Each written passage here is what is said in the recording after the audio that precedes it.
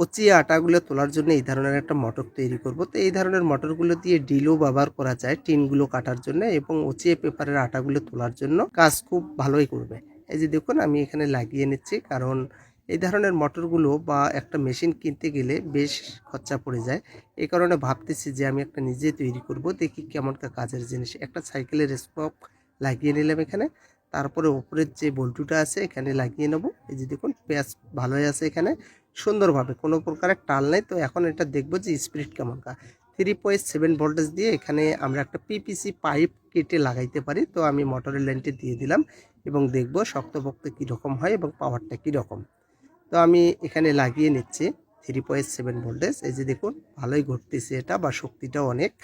তো এই ধরনের যে স্পকগুলো আছে আপনার সাইজ মতো কেটে নিতে পারি এইভাবে। ডিসপ্লের মধ্যে সাইজ করে কেটে নিয়ে আমরা লাগাইতে পারি।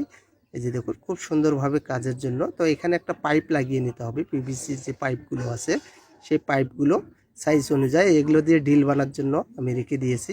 তো ভালোই কাজের জিনিস এটা। তো একটা কিনতে গেলে অনেক খরচা পড়ে যায়, তো এটা অল্পর মধ্যেই হয়ে যাবে।